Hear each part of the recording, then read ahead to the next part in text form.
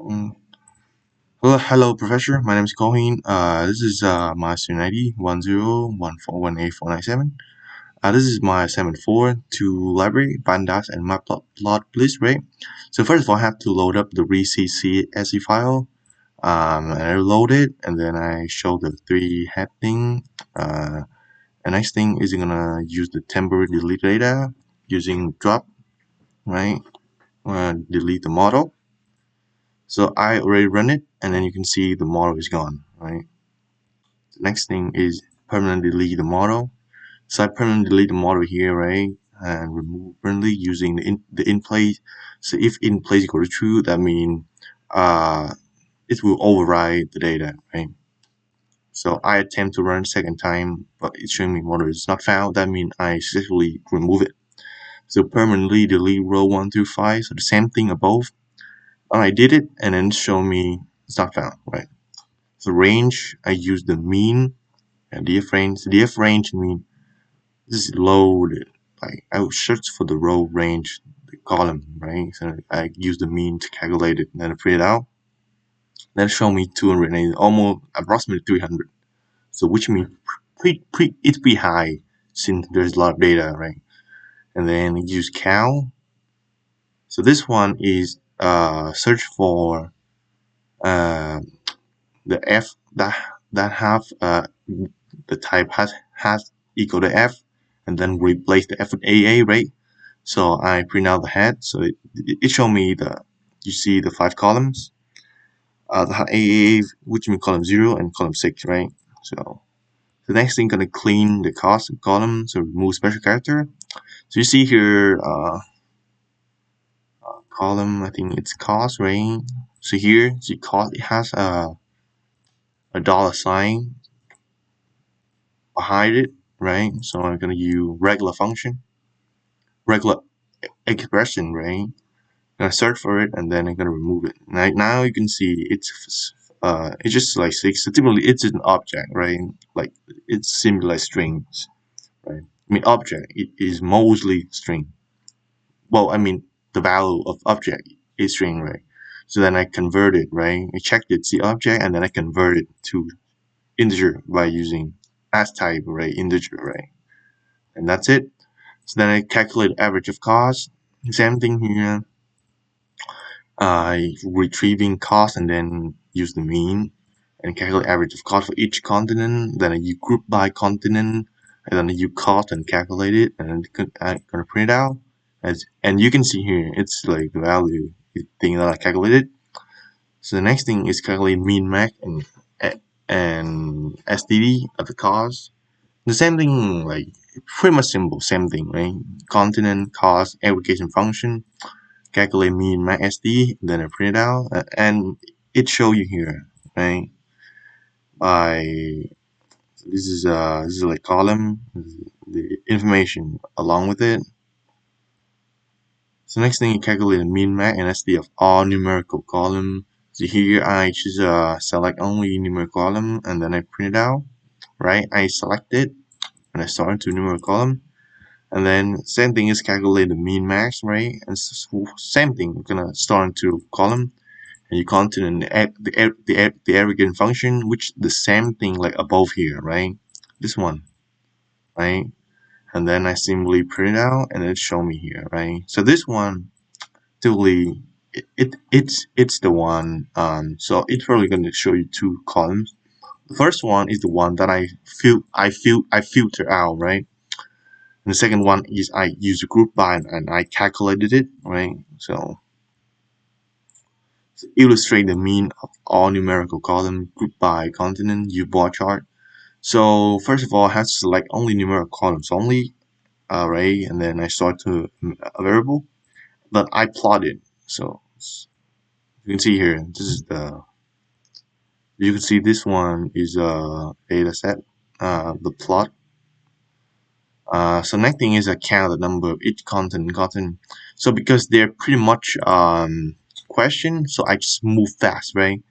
I will just give you a briefly explanation of what the code does, because this is gonna be taking too much time. Because just simply because my As you can see here, it's only 2.29 gigabyte left.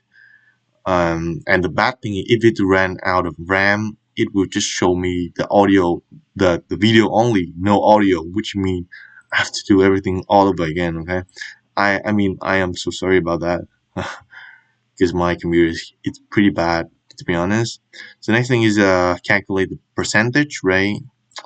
Same thing again. I simply retrieve the column, content column, and then what the value count typically it's gonna it's going to filter give me. I just retrieve the unique value only, right? And then I multiply by 100. Now you can see it's showing flow value. Show the unique value and count of the unique value in the content columns. So same thing here, right? I'm gonna store them into a variable by using unique method, and then I print it out. And it's a unique column in content column, Asia, North America, etc. Number of unique value column is column 7, right? So there's 7 unique in the continent, right? See, use the value count method for cost column. So value count once again, I just show the unique value only, and then I print it out. Fairly simple, and then I plot it again.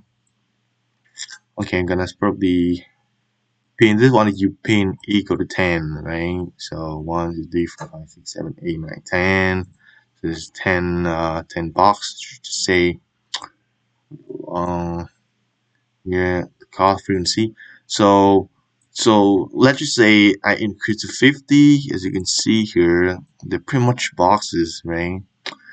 Along with the label, the frequency, and the cost of it, right? So here's the code. Pretty much the same thing, except for the bin increase to 50. And account missing value zip code. Yeah, this is pretty much simple. First of all, check if there's any null value, and then sum it up. The same thing here, null, is it null or not? Sum it up. And then finally, check the whole data frame. If it's null, sum it up and then print it out, right? So here's, you can see here, there's 2 in type and 9 in zip column, and the other is like 0, 0, 0, 0, right? So this is the total, right? They're also type and zip included. So next thing, we drop row with any missing value, right? Gonna drop and then shape it. So this is a column, right? No, I mean this one is a row. You see me the row, right? Remaining row is 936, right? This is and next thing is show statistic for the type column using value count. So same thing, use value count and drop NA equal fail, right? Gonna show me, right? Very simple. Replacing missing value in type column with XX, right? So this one you're gonna fill NA. So typically this one just like, okay, I wanna give me the value, uh, replacing where. So this is I'm going to retrieve the type column and I fill it with AAA. I want to override the original one, right? It's going to affect the whole thing. So after that, I simply just show me the unique one, the one that is not uh, duplicated, right? It's only unique one, right? And then it's gonna show me, yeah, right? So it just simply give me the warning, right? That's it. And drop rows with any missing value, permanent and show remaining rows. So this one is same thing, right? I drop it and then I let it in fact override the original one, right? And then just simply give me the row. I mean shave and give me the row, yes. So there's remaining, so number after dropping missing value is 980, 938. So next thing is set ID column as a new index and delete the index name. So this one is I set index, right? I use the index name. I mean I update it into none, and then I gonna showing you the head 5 value of it, which is 30, 10, 30, 50, 70, 90. And then show the value of the cell where ID equals 7 and header is value. Simply I put it into a condition, right? So like if 70 in my data frame index, show me this one. right? If not, then print out this one, right? ID if you're not found, and then simply print cell value, and the value of cell with ID in column value is 24, right? So simply very simple. And show index column and shape of the current data frame. So index column shape data frame, right? I simply just use the property of it, the index column shape, and then gonna give me the value, right? Pretty much trivial, right? Um, uh, Next thing is bring back the ID column and reset the index. Reset index is to true.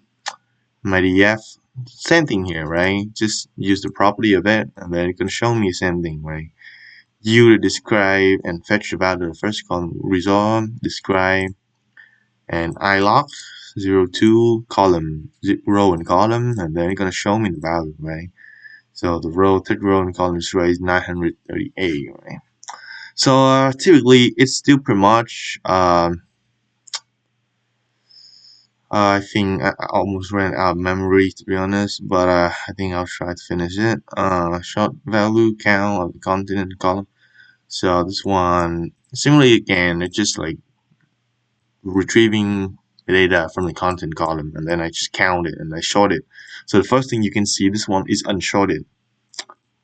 This one typically give me the unique only, right? Um, and this one is shorted, like you can see here. Show all column for row 1 through 7 is exact. So this one is very simple. Log 1 3 4 7. Print now, and then it's gonna give me this one. Okay. So the first 7 row of the type and content columns. Print now, exactly this is the same thing, right? Just retrieving type and content column, and then showing you the head of it, right? Last thing is show the value of type entry that equal. So this one puts into the condition. So if this one equal x and show me the value of it, right? It's only showing you the value. I mean, you only retrieve the value when this one is the type equal x, right? The print. So here you can see value column for row with type is 642, 730, and 37, right? So value. So yeah, that's it. So really that's all for the assignment. I'm gonna upload to YouTube and the code in the FileZilla. I mean, thank you for watching the video. Oh yeah, it exceed the time limit. I mean 5 minutes normally, but 2 minutes, so that's okay. Thank you for watching my video. By the way, thank you so much.